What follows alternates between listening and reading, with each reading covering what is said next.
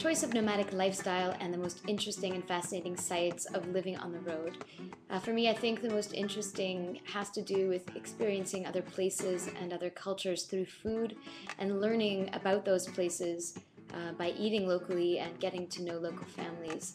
I think you can choose to really avail yourself of all the information that's out there and really try and get under the skin of a place you visit, or sometimes you don't, or you don't want to.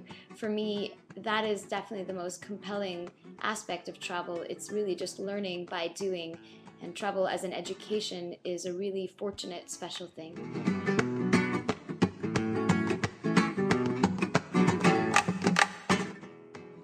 I think around the world travel is something that is very subjective about whether or not you want to do it.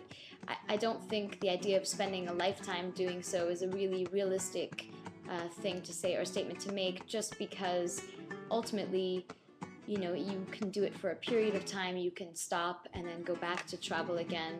But to have the freedom and the flexibility to do so is a very incredible thing. For those who are worried about economic uncertainty, and for those who write me and ask me for questions or for advice about how to proceed, I always say that it's important to couch your life in the matter of worst case scenario and prepare yourself, set yourself up with skills that can serve you on the road, but also serve you when you return if you need to. So in my case, I'm trained as a lawyer, and though it's not what I want to do right now, I have the ability to try and make my life work in an unconventional way by traveling and doing freelance work in photography and writing. I do have the fallback of being a lawyer and being able to use those skills and get a job if I need to. So this is what I say, to try and make sure you do have a worst case scenario that's viable for you economically, and then you can feel more confident about taking that step and making the choice to continue your travels.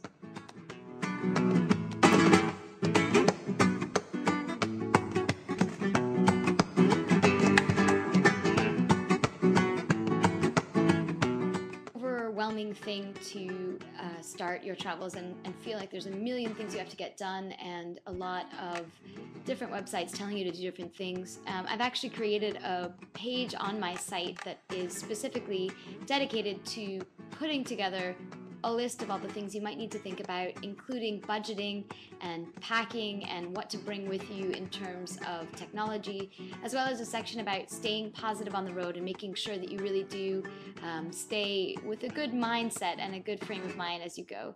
I think ultimately it's a matter of making sure that you feel organized, but not to plan too much. And I've said to my readers that to the extent that they're looking for any additional stuff, that they should not hesitate to let me know. So I have put together this page, which I've linked to in the notes to this question, and hopefully your readers as well will find it useful as they try and pack and plan.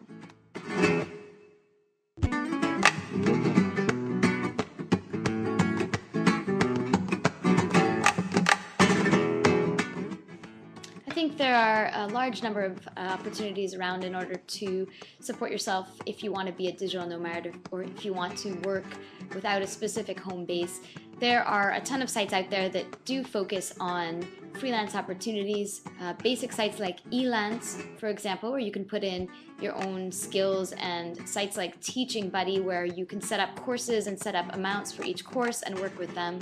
And there really are a big group of different sites available, but more importantly, if you want to travel and do contracts as volunteers, or if you want to do NGO work, there's plenty of sites out there for you as well. So I think depending on the type of skills you have and the type of work you're looking for, there definitely exists a real cross-section of opportunities and different websites, and I've listed a few of them in the notes to this question as well.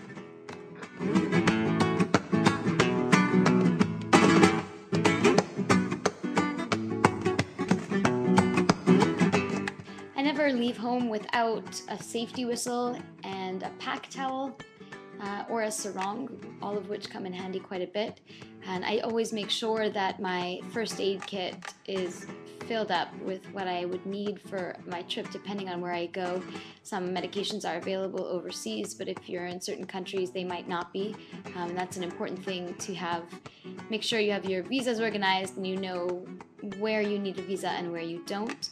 and I tend to pack a bunch of, different things, usually a doorstop in my bag. I always have a rain jacket or a thin windbreaker with me. I do carry a sleep sheet all the time as well, and the rest kind of comes and goes depending on seasons. I do have in that resources page my packing tips as well, which you can check out and take a list, but it does obviously differ between men and women, as does the luggage. For me, I carry a backpack on my back and a smaller pack on my front. In the front, I keep my laptop, my camera, my passport, and that kind of thing. I'll usually keep a very thin tote bag or purse that is in my bigger backpack, and I use that during the day as I'm traveling. But when I'm going from place to place, I do use both those backpacks. Eagle Creek makes some great bags, as does Osprey, and I use both of those on shorter trips. The longer trip packs, there's a variety around, but as a woman who's pretty short, it depends on what you can find. For me, I went with a Carry More bag that I found in Kuala Lumpur, but I know that certainly many companies out there make female-specific packs. Whatever you do in terms of your backpack, if you're not using one that's purely on wheels, I would definitely get it fitted. It's really important to make sure it fits your back properly, man or woman, and that you can carry it without hurting yourself when you wander around.